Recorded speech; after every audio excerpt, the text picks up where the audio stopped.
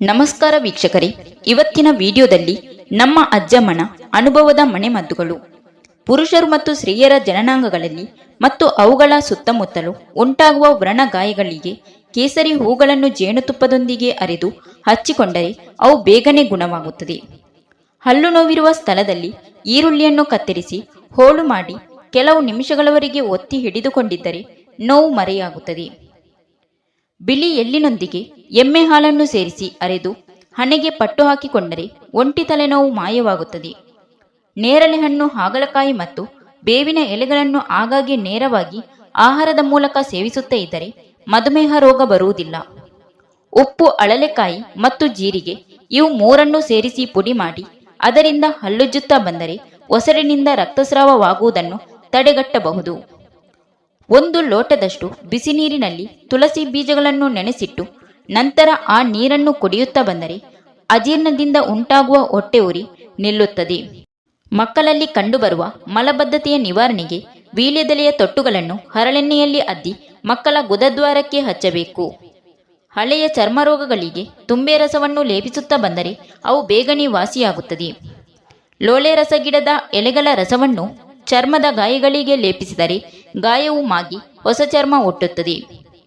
1 ಮಣ್ಣಿನ ತಟ್ಟೆಯಲ್ಲಿ ಒಣಗಿದ ಬೆಟ್ಟದ ನೆಲ್ಲಿಕಾಯಿಯನ್ನು ನೀರಿನಲ್ಲಿ 1 ರಾತ್ರಿ ಇಡೀ ನೆನೆ ಹಾಕಿ ಬರುವ ದ್ರಾವಣವನ್ನು ಕಾಡಿಗೆಯಂತೆ ಬಳಸಿದರೆ ಕಣ್ಣು ನೋವು ನಿವಾರಣೆಯಾಗುತ್ತದೆ. ನೀರಿರುವ ಪ್ರದೇಶದಲ್ಲಿ ಕಳೆಗಿಡದಂತೆ ಬೆಳೆಯುವ ಹುಳಿಸೊಪ್ಪಿನ ಎಲೆಗಳನ್ನು ನೀರಿನಲ್ಲಿ ಕುದಿಸಿ ಆ ಕಷಾಯವನ್ನು ಕುಡಿಯುವುದರಿಂದ ತೀವ್ರ ಜ್ವರದ ತಾಪವು ಕಡಿಮೆಯಾಗುತ್ತದೆ. ಹಾಗಲಬಳ್ಳಿಯ ಬೇರನ್ನು ನೀರಿನಲ್ಲಿ ಅರೆದು ಮೂಲವ್ಯಾಧಿಯ ಮೊಳಕೆಗಳ ಮೇಲೆ ಲೇಪಿಸುವುದರಿಂದ ರೋಗದ ತೊಂದರೆ ಕಡಿಮೆಯಾಗುತ್ತದೆ. ಬಿಲ್ವಪತ್ರೆಯ ಎಲೆಯ ರಸವನ್ನು ಪ್ರತಿದಿನವೂ 3 ಅಥವಾ 4 ಚಮಚದಷ್ಟು ಸೇವಿಸುವುದರಿಂದ ಮಧುಮೇಹ ವ್ಯಾಧಿ ನಿಯಂತ್ರಣಕ್ಕೆ ಬರುತ್ತದೆ. ರಾತ್ರಿ ಸಂಭೋಗ ಮಾಡಿ ಬೆಳಿಗ್ಗೆ ಏಳುವಾಗ ಮಾಂಸಖಂಡದ ನೋವಿದ್ದರೆ ಕೊಬ್ಬರಿ ಎಣ್ಣೆಯೊಂದಿಗೆ ಕರ್ಪೂರವನ್ನು ಬೆರೆಸಿ ಬಿಸಿ ಮಾಡಿ ಮಾಂಸಖಂಡದ ನೋವಿರುವ ಭಾಗಗಳಿಗೆ ಹಚ್ಚಿಕೊಂಡರೆ ನೋವು ದೂರವಾಗುತ್ತದೆ. ಮೆಣಸು, ತಾಟಿ ಬೆಲ್ಲ ಮತ್ತು ತುಪ್ಪ ಇವು ಮೂರನ್ನು ಸೇರಿಸಿ ಸೇವಿಸುತ್ತಾ ಬಂದರೆ ಬಾಯಿ ಮತ್ತು ತುಟಿಯ ಹುಣ್ಣು ವಾಸಿಯಾಗುತ್ತದೆ. ಒಣಶುಂಠಿಯ ರಸದೊಂದಿಗೆ ಹಾಲನ್ನು ಬೆರೆಸಿ ಸೇವಿಸುತ್ತಾ ಬಂದರೆ ಅಜೀರ್ಣದ ತೊಂದರೆಗಳನ್ನು ನೀಗಿಸುತ್ತದೆ. ಬಾಯಿ ಹುಣ್ಣು ವಾಸಿಯಾಗುತ್ತದೆ.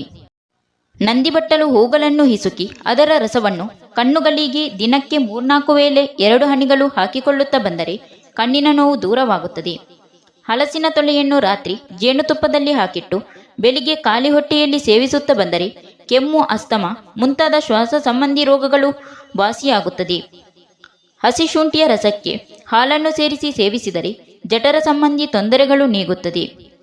ಸುಲಭವಾಗಿ ಜೀರ್ಣವಾಗುವ ಖರ್ಜೂರದ ಸೇವನೆ ಎದೆನೋವು ಮತ್ತು ಹೃದಯ ರೋಗದಿಂದ ನರಳುತ್ತಿರುವವರ ಆರೋಗ್ಯಕ್ಕೆ ಬಹಳ ಒಳ್ಳೆಯದು.